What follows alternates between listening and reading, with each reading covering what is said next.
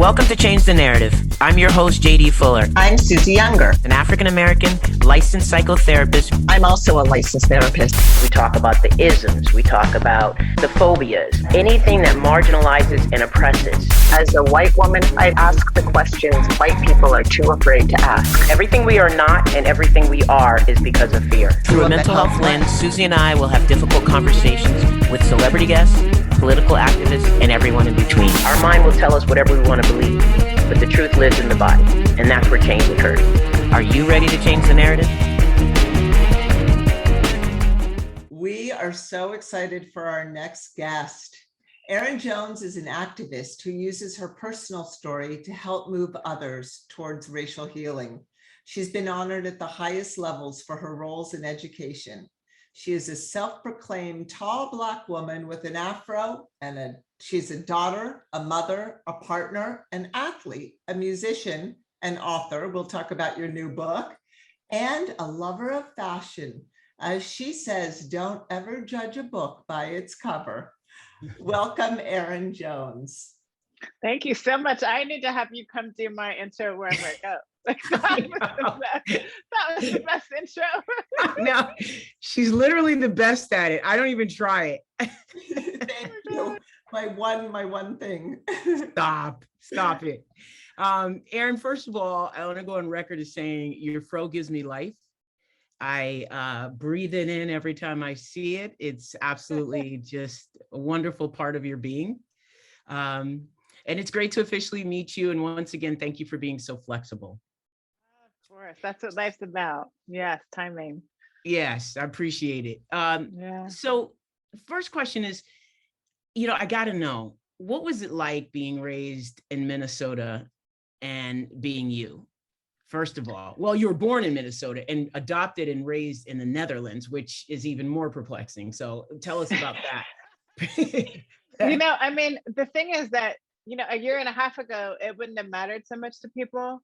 But now when I tell people I was born in St. Paul, Minneapolis, it means something different right now, right? And so I was born out of the body of a white woman, but obviously not white, because you cannot grow this beautiful fro, and this is natural, okay? There's no wig here, this is all me. But I was birthed out of the body of a white woman who was not allowed to keep me because my father was Negro. And that's actually on my birth certificate. So she gave me away. I started life at the Children's Home Society, adopted by white people. They decided pretty quickly, like Minnesota was not the place. And that's how we ended up in Europe. So they didn't go to Atlanta or DC or LA. They were just like, we're just gonna go across an ocean and raise our child. And so, I think all that's happening in Minnesota, all that has happened in Minnesota over the last year and a half is not surprising to me at all, because it's one of the reasons I was given away. It's one of the reasons that we left there, because race relations are not good there. I think we have this notion in the United States that the South is where the problems are. And I would offer that we have a problem as a country with talking about race, with addressing race issues. So that's just one manifestation of it. Absolutely. And just, they're like, oh, the Netherlands. Well, so my dad applied to teach overseas, and his first job offer actually came from the American School of Iran. And I think you two are probably old enough to remember Iran in the late 70s. He applied actually in 1975 for a teaching job there. And he tells the story of being on the phone with the superintendent who's getting ready to offer him the job. My dad was a math teacher, and one of the best math teachers I've ever encountered in my life, like an amazing human being. But my dad is like that nerdy math teacher from, I don't know if y'all have seen the movies of the Pocket Protector and the Pens, and that was my dad, okay? That is totally my dad, totally nerdy math guy. And he's in this interview with the superintendent for the American School of Iran. And the superintendent gets ready to offer him the job and then stops and says, oh, wait, I forgot to ask if you have any questions. And my nerdy white dad from northern Minnesota, I don't know how he even thought to ask this question, but he asked, so I have Black children. How do you think your community is going to handle that? Wow. That was his one question. Wow. And the superintendent was not prepared for that one question and said, well, I wouldn't have a problem, but I think my community might have a problem. And my dad said, I could never work for you. Wow. And if you know anything about Iran, just 3 years later, that school would be taken over by terrorists. Wow. And I think all the time about, what if my dad had not asked that question? And that was his first job offer. What if we'd ended up there? Like, how would my life be different today? And so how did we get to the Netherlands? Because that was his second interview. And they offered him a job. And we loved it so much that we stayed there. My parents actually lived there for over 30 years. Wow, that took my breath away. That was pretty intense. Just the fact that he thought to ask that question and then, like responded the way he did to what he received as an answer. It's pretty powerful. And so being of mixed race, just in general, I know this is like a broad stroke, but just want to give an idea of how that's impacted your experience being raised by white parents. So, I mean, I look at my life in phases. So there's the America phase number 1, which is me birth to 5 with white parents, not having to think about race at all, but knowing every time we went to a restaurant, every time we went to the store, everyone turned around to look at us. And I clearly remember that as a little girl, being othered. I didn't understand that it was about skin color until later, but I knew that there was something like really strange. And then we go to Europe, and not that Europe doesn't have race issues, because it does. I never felt them though. I never, ever, not once felt them. And, for folks that have studied like the Harlem Renaissance and just some of the big Black writers and entertainers, Europe was a place really until recently that really loved Black folks. And especially if you were an entertainer. I was an athlete. I speak 4 languages. I played instruments. So all the things that they love about, I fit that. And so as a young person, because I could speak German enough to function when we were in Germany, I could speak French enough to function through Switzerland and France and Belgium. I just could blend in a lot of ways. And so I never really had to think about skin color until my dad brought me back to the United States when I was 15 for this special trip. And we spent a week in DC and a week in Harlem. And I remember getting off the plane in DC and looking, and you're in DC right now, so you know what I'm about to say, looking around, and there are no white people. It's all Black people. And understand, I went to the United Nations school in the Netherlands, so we had seen American presidents. Like every president from Jimmy Carter to George Bush walked the halls of my school. And in my mind, every person in government was white, because it's all I had ever seen. Every ambassador that was the ambassador for the United States was a white man. And so in my mind, Washington, DC, our capital, would be filled with white people. And I can remember getting off that plane with 9 other students from my school, all of them white, and looking at the tarmac, and all I see is people who look like me, with hair like me. And I just burst into tears. So, and understand, as a high school student, I was a jock. Like I was 6 feet tall at 12. I was a big baller soccer player.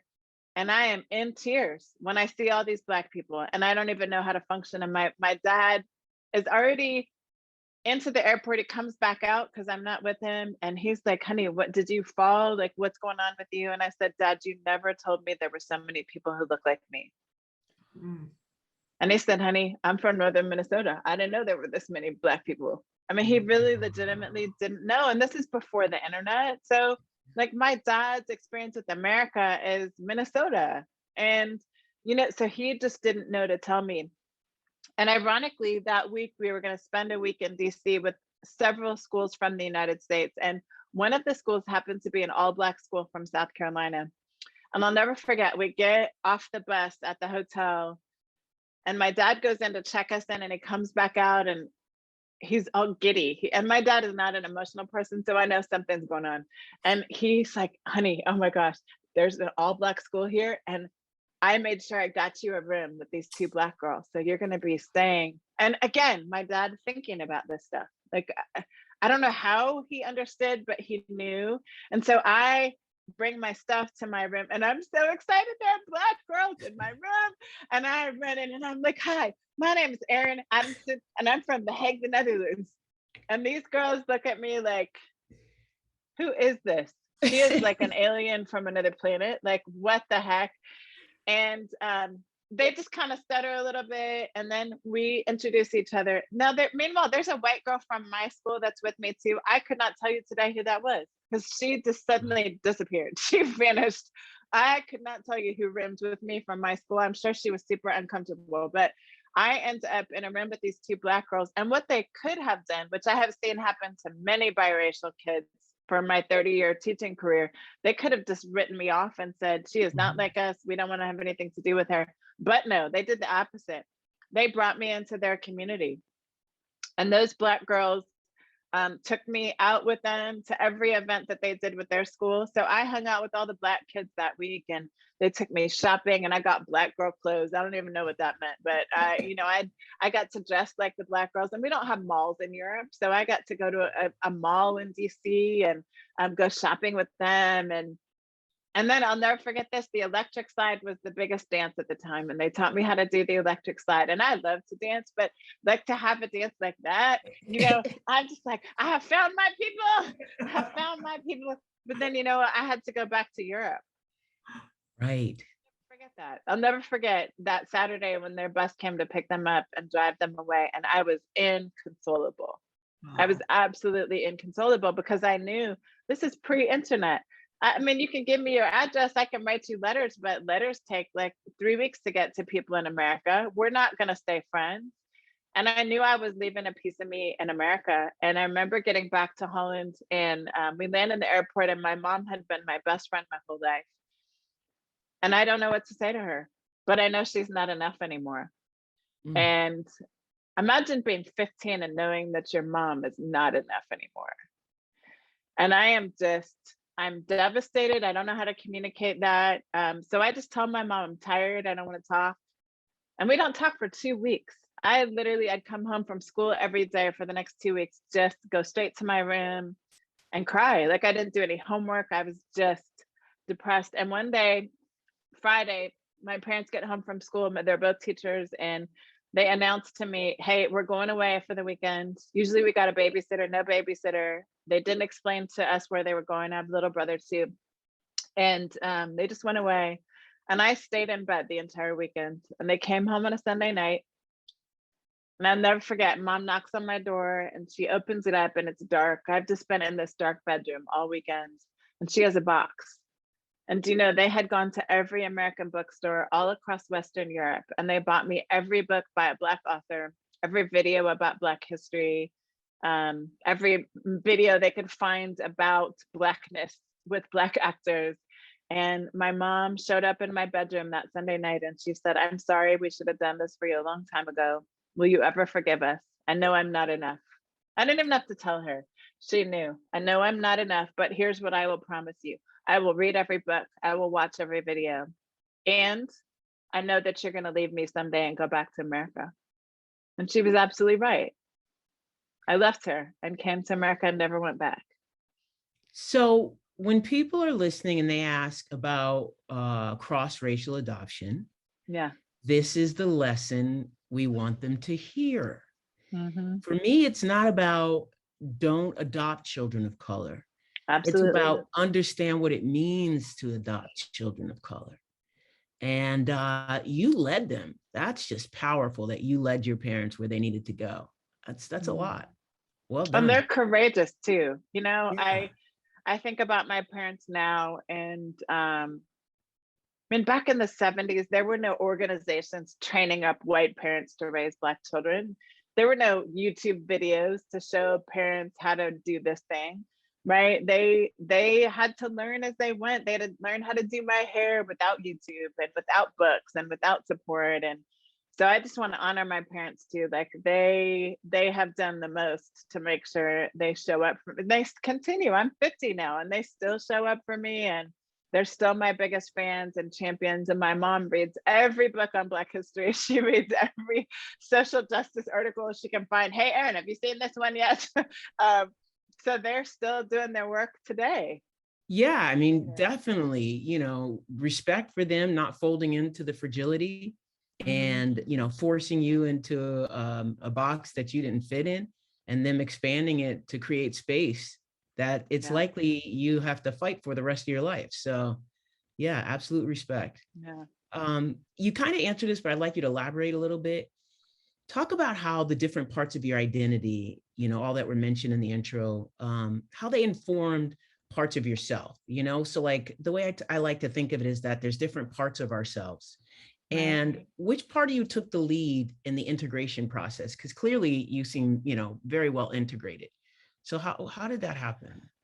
So it's funny that you say that, because I tell students now all the time, I'm going to start with this and then I'll back up to kind of the beginning of that story. I tell students now, I'm too Black for some people and not Black enough for others. I'm too white for some people, not white enough for others. I'm too Christian for some people, not Christian enough for others. I will always be Erin enough. I will always be Erin enough. And so I share that with students a lot, because I think, especially being biracial, there's this sense of never belonging anywhere. And so I think what I've come to realize is, man, I don't belong anywhere fully, but it means I can belong everywhere. Yeah. And I think, and so I've chosen to kind of flip that on its head as I get older. Like I see that as a real asset, that I'm not exactly American and I'm American, and not exactly Black, but I'm, you know, and so I think there have been different iterations of my identity over time. You know, I played basketball for 40 years. So for 40 years, I was a baller. Like that was such a part of my identity. And I was really worried when I stopped playing ball at 45, like, man, am I gonna still be me? And I just translated that athletic pursuit to running. So now I run and I'm competitive that way. And so I think there are many pieces to me, and which I think is true for everyone. And so I think what I love about teaching is that I model for my students that you're never one thing. Like not one of us is one thing. And I think too often, especially in the United States, we love boxes here. We Americans love some boxes, and we want to put people in boxes. And I just tell people I'm too big for a box, but guess what? So are you, right? Like we got to stop with all the boxes. And I just refuse to let myself be boxed in.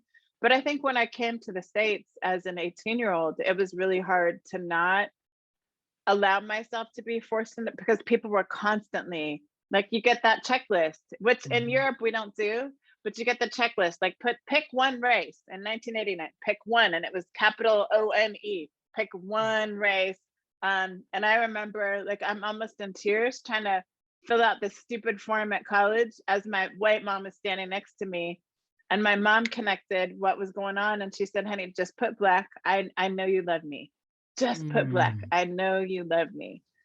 She could feel my heart. Like I was crushed. Like, how do I pick one and in front of my mom, put Black? Is she gonna think?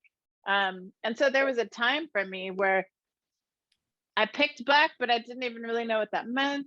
Right. And so I'm like, man, if I put Black though, I don't really know. I knew more about Black history than most Americans when I came to the US, because my parents had done more work than a lot of Black parents had done, right? Because they knew they had to. So I knew more about Reconstruction and Jim Crow. And I had read like all of the things. I'd read W.B. Du Bois, I'd read Langston Hughes, and I'd read it all.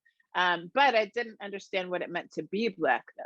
So you can have this intellectual knowledge of history. I didn't know what it meant to be a Black person until I came right up against 2 weeks into college, a woman walking up to me and saying, you know, you're only here because we have to have 10 of you. That's how I learned about affirmative action. I came to understand what it meant to be Black when I went to the grocery store in my little college town and got followed every single time. And then learned from the other brown women on campus. We were all followed at that grocery. So we learned we couldn't go shopping in our own college town unless we wanted to be followed looking for some toothpaste. I learned what it was to be Black the first time someone screamed the N-word at me from their truck as I'm just trying to walk, just trying to be me. I learned what it was to be Black the first time I drove in a car with 3 Black friends from college and we got pulled over. That literally my first trip in a car with 3 Black people. And I remember whoever it was driving while Black. I'd never heard that before because I never had to experience it. And so I think I have come to understand Blackness through a lot of those kinds of experiences. And then as a basketball player, I'm a person of faith, and I believe God gives us everything we need to make the right connections. And basketball was the thing that connected me to the Black community. It's the thing, I didn't have to talk on the basketball court. So nobody knew where I was from, right? They didn't know that I didn't talk like them until afterwards. And so because I was really good, people didn't care. It's like, she's a baller though. And that gave me respect in the Black community. And that's where I just immersed myself in those communities and began to realize, oh my gosh, this is what's happening in America. This place is not the same for everybody. And I don't care if we've had the civil rights movement, we have not arrived yet. And that became really apparent to me because of basketball. So I see like each element of my identity at some point has helped shape me in some way, whether it was music or dance or basketball or my hair. So I wore my hair straight till I was 40. And then at 40, I was like, why am I spending 6 hours to flat iron my hair and be somebody else's pretty? And that changed. Even just choosing to wear my hair natural changed how people saw me, but it also changed how I saw me. Like it was this way to say, I'm gonna show up as all me, 6 feet taller than me, plus the half feet of Afro.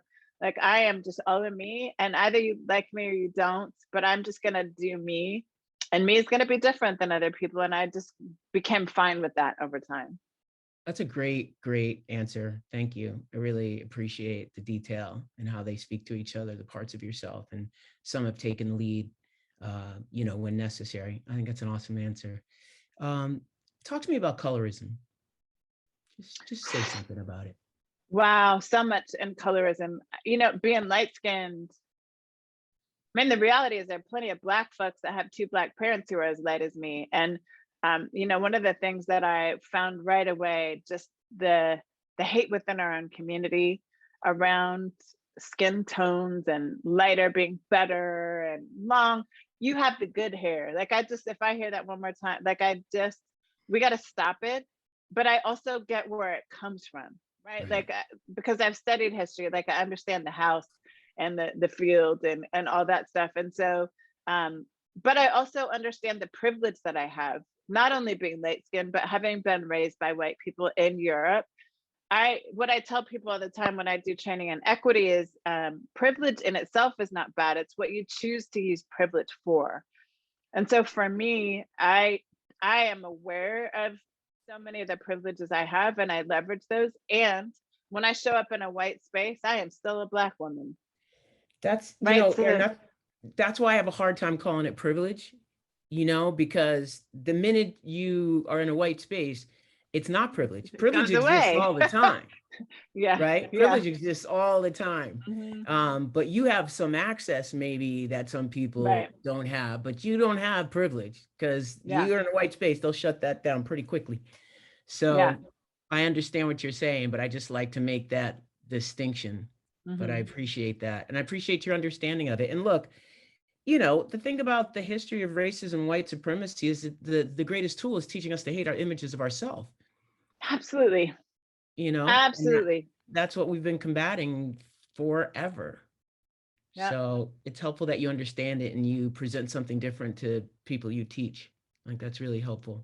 All the time. My daughter is adopted and she's really dark skinned and always struggled with, she's the most beautiful. I mean, she's always been so beautiful, but really realizing that, she wanted to be more like me and have hair more like mine and skin.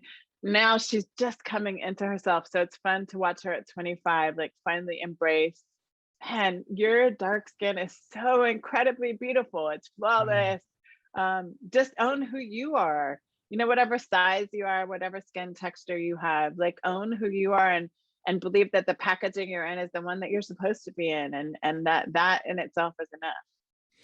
It's just, as you're speaking, I'm feeling, I'm having like feelings in my body that are just so familiar every time I connect with people of color on our experience, because it's like, white people have no idea the nuances that we have to deal with, think about every day, manage, understand, navigate. It's friggin' constant. And so as you're going through all this, I'm feeling it. I'm like, yep. Trying not to nod my head off as you're talking, Yeah. It's exhausting, and that's, I see you're raising your hand over there, Susie. I am raising my hand to ask permission Okay, appreciate that. Thank you for asking permission. to join this, because what's coming up for me as a white person is everything that I don't know. And just watching the two of you having this conversation in this space. And I love what you said about not being, and it obviously your daughter as well, not being someone else's version of pretty. That one is like, be you, and that you're teaching not just her, but obviously your students in the world to be able to do that. Yeah. So that was just my interruption. Yeah, no, I Yeah. appreciate it. I appreciate acknowledging that, and what it meant, what it meant for you to hear it. What do you feel, Susie, when we're talking about, how much white people don't know? Like, what comes up for you is what, Well, I don't want to put honestly, words in your mouth. My immediate is that my defensiveness comes up, and I want to be not that white person. I don't want to be that white person that you're talking about, or that is excluded. And the other part of me wants to be that person. The other part wants to just shut up, shut down, and give you your space to be able to talk. So I thought about raising my hand. Yeah, no, I get it. Thanks for sharing that. I noticed when certain posts I'll write, the more honest I get about my experience, the less people will will view it, right? And you have to have a certain level of creating comfort in order for people to really, or have it be about my personal pain as opposed to the pain of my people. And I'm unapologetic about that, because that's where I am at this point in my life. So everything you're saying really resonates with me. I want to ask you about a mission statement. If Erin had a mission statement, what would it be?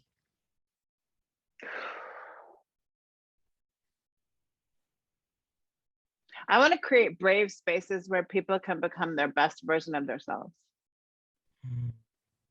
And I think too often safety is actually meant silence. Playing it safe means you don't stretch. I think it takes courage to be your best self. I think it takes courage to embrace exactly who you are. And I tell people, I went to a conference once in Portland a couple of years ago, and I was checking in my hotel room, and I was the only person. I don't know how I managed to be the only person at the desk at the time, but I was the only one. And this young man behind the counter said, "Hey, ma'am, I asked this question of everyone who comes through here. Can I ask you a question?" I said, "Sure." He said, "If you could have any superpower, what would it be?" And I said, "Well, I already have one." And he said, "What?" I said, "Yeah, I already have one." And I just said it just like that, just matter of fact. And I said, "Yeah, I see brilliance and beauty in people." He said, "What?" I said, "Yeah, give me 5 minutes with somebody. I can see their brilliance and beauty. I'm a treasure hunter."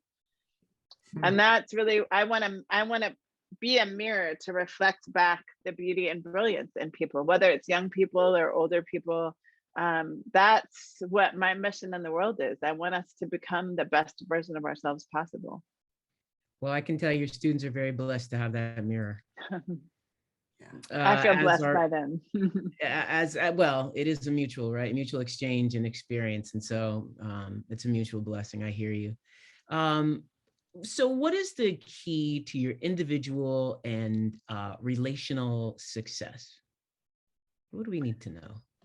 Wow.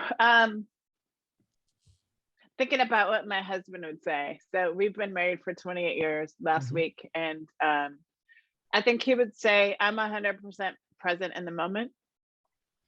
So like my students know that when we're in class, I'm 100% present. If I'm doing a keynote speech or a training, I'm 100% present. And so people know if they're struggling with something and they call, I'm going to be 100% present with you, and I'm going to listen. And I think that's my strategy, is I'm authentically 100% present, and I will be honest with you in response. So if you ask me for feedback about something, I'm going to be authentic. And but I think being present with people, it matters. My students would say that to you, that she sees us. She sees us exactly as we are. And I have a student right now who has just begun to identify as non-binary and has been in my virtual class for about a year and a half. And so has been through this process. We had a student that came out transgender in last January, and then this student began to identify as non-binary in February. And I think both students would say, man, but you saw us though. Like you saw us and you continue to see us just as we are. And there was no judgment or shade. We just felt like you just, and there are times when I mix up pronouns, but they see me just showing up 100% for them and just believing in them. And how can I show up and support you? How do I walk alongside you on this journey? That's difficult, especially the young people. Like one of the students is 10, the other one is 12. It's a difficult time anyway, when you're trying to figure out what box do I fit in. But just, I think the kind of space that I create is a space where you don't have to be in a box. And so you can be non-binary and okay, like how do we support you to be the best version of you? How do I support you in doing that? And that's what I hope my students see, whether they're 5-year-olds or 85-year-olds. I want them to see that however they're transitioning and figuring out their own identities, I'm going to show up and be your cheerleader. And I'm going to help reflect back to you like the beautiful things that I see when sometimes you can't see them for yourself. Awesome. You know, you were just saying, basically, you're a mirror. Mm-hmm. And so our next question, and I don't want it to be redundant because you've said so much about it already, but being the treasure hunter and being the mirror and being authentic and being in the moment. Can you tell us what you feel your responsibility as an educator is? Wow. I mean, I think, first of all, I think we're all educators in our own way. So I don't even, the class that I have now is a class that I do for free. Like I'm not getting paid for it. My students get no credit for it. It's my gift that I'm putting out into the world right now for the last year and a half. But I think formal educators, especially, have a responsibility to teach students, again, to be their best version of themselves, which means you got to create spaces for people to be brave. I think that's my responsibility, to teach people to be brave and to create spaces where people can learn to have civil discourse. I think that's our greatest flaw right now as a country, is we are bad at civil discourse. And I would say as an athlete, as a lifetime athlete, we're just not practiced in it. Most people have not been taught how to do it. And we suck at it, not because because we've not practiced it. And so I see my job as a teacher is how do I create spaces where we can have the necessary conversations that help us get to the best version of ourselves. And the best version of ourselves means I may not agree with you and you may not agree with me, but I'm still going to see you as a valuable human being in the world. Like I can actually disagree with you and still love you. And that's where I see my classroom as a space where we learn how to live, even and especially people who are not like us, who don't believe the way we do. Love is not a feeling, it's an action. It's a way that we choose to show up in the world and a way we choose to treat other people. And so I see that as my responsibility as an educator. How do we learn how to love more effectively? And I have to model that by loving first as the teacher. I have to first love you. I have to first love you. And y'all, I've taught some knucklehead kids. I've worked in some spaces with some knucklehead children. And you know what they will tell you? Miss Jones always loved us. Even when we were knuckleheads, we always knew that she loved us. Love that. You've said that schools are political, and we agree with you. Can you share with us, say more about that? Oh, yeah. Yeah. I mean, I think especially white Americans think about school as apolitical. Like it's not a political space, it's just textbooks, and you shouldn't be talking about Democrat or Republican. But political is not Democrat or Republican. Political is just how we talk about power in the world and how people engage with power. And so, I mean, what is written in our textbooks is incredibly political. Like who gets to decide what is in a textbook is I mean, that is top level political. So who are the faces that are in our textbooks? What are the stories that are told? Who are the authors that are elevated? Who is seen as getting to do math? Like who are our science experts, our math experts? All of that is political. And I think the challenge, especially right now, with so many people fighting against, I don't even want to get into critical race theory, but fighting against this thing called critical race theory and fighting against Black Lives Matter and ethnic studies and all of that, is this myth that somehow school has been apolitical. And that somehow, you know, I hear people a lot in my work talk about, well, we don't want to make white kids feel bad now if we teach Black studies or if we talk about equity or racial justice. Well, so you're okay with Black children feeling bad about themselves? You okay with our immigrant children feeling, like, let's be real about that. Like, that's a political decision to decide whose narratives get to be elevated and who is denigrated. That's a political decision. And so everything about school has always been political from the beginning. Who gets to go to school? Who gets to go to school? Where? I think I heard in one of your Instagram posts something that totally resonated for me. I got into teaching because I realized at 18 years old that school in America, public school in America, the outcomes are driven by skin color, race, zip code, and home language. Those three things are greater predictors of how students will experience public education than anything. And if that's not political, I don't know what is. I mean, the fact that we fund schools based on housing taxes is incredibly political, right? So it's all, man, I could talk about that all day, but school is very political.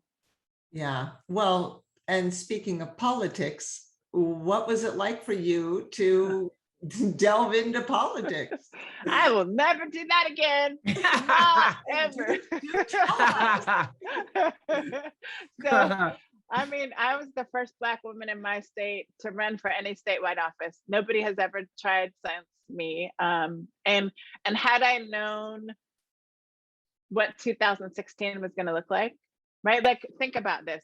I'm the first Black woman running during the Hillary Trump election. Like, if we had, and my husband has a master's degree in American government, so we talk about this all the time. Like, had we known what that dynamic was going to be, because it showed up in my election for sure, showed up in my, just the dynamics around gender and the dynamics around race showed up on a regular basis.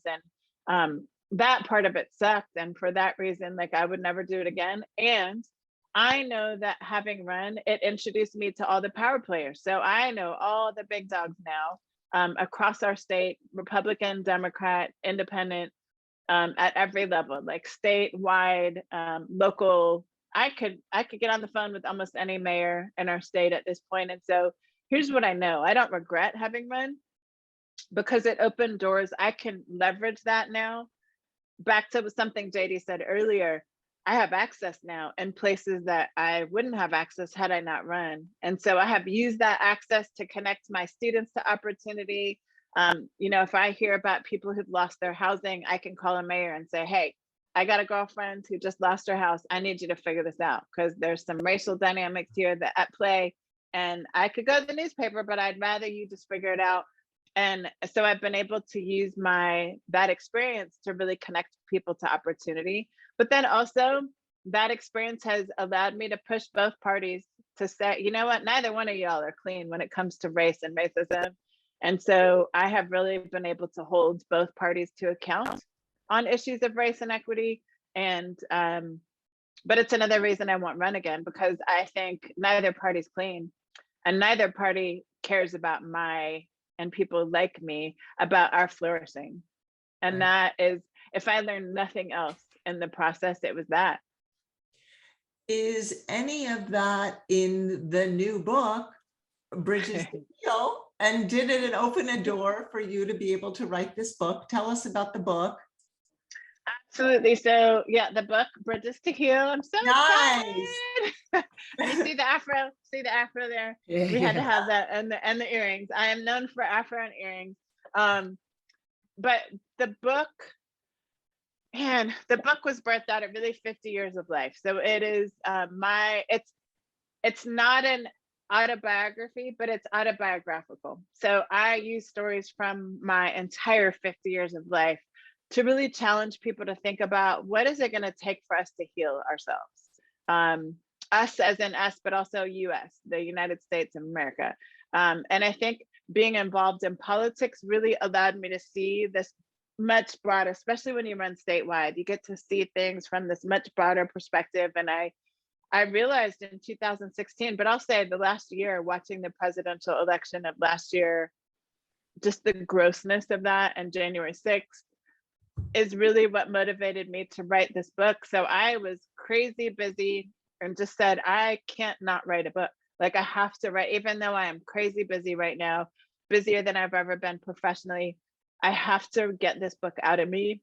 And so even in the midst of my busiest season, I had a coach, and I just wrote and wrote and wrote. And yeah, the election definitely had impact, but I would say the last 2 years of watching how we misresponded to the pandemic and how we have approached the killing of Black men and just Black bodies, and anyway, our lack of concern for the minoritized and marginalized was what drove me to write this book. And I hope that it's not meant for like social justice warriors. It's meant for those people on the edges that really maybe don't understand how to enter the conversation yet. I think people who are in the work will find themselves in the book. They will see, oh, yeah, okay, yeah, I'm there too, girl. I've done that too. I've been there. But I'm really hoping to get those people that are right on the fringes, that are tiptoeing a little bit and just need that pull into the work. Those white people. Yeah. Yeah. But yeah. I think the brown people, though, have found like, okay, I'm not alone. Okay, I'm not crazy. And so I think even though the book is not written for Black and brown people, a lot of my Black and brown friends are finding themselves there. Where can people find it? Where can all people find it?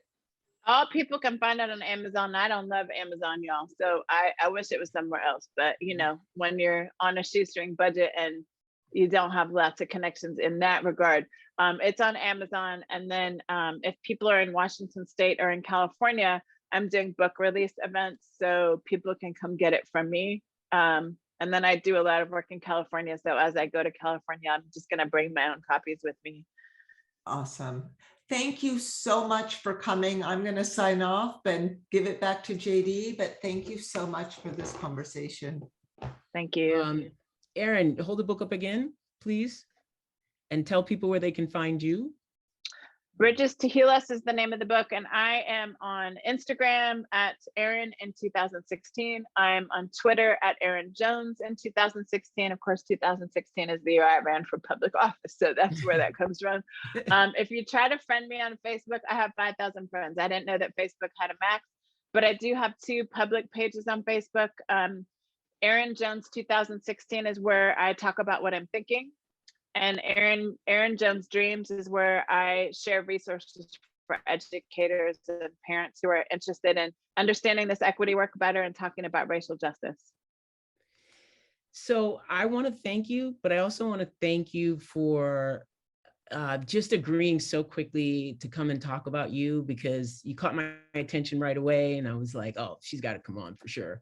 And thanks for not making it difficult to get you on here. You were about as excited as I was, so that's really cool. I hope to stay connected. I hope you come back and share your work with us. I think you're awesome. Thank you so much for being here today. I really appreciate it. Thank you for what you do. Thank you so much. I mean, just a little bit. I know I was in the Jolly Good. I was like, wait, who is this? Who's Katie? And I literally liked your page right away, and I've been following, and I just so appreciate the work that you're doing. And I was so honored when you reached out to me. I'm like, what? You want to interview me? I'm just Erin, like I'm nobody. So I just feel really honored to have spent this time with you. Thank you so much. Thank you. Take care, and hopefully we'll see you soon. Okay. All right, bye-bye.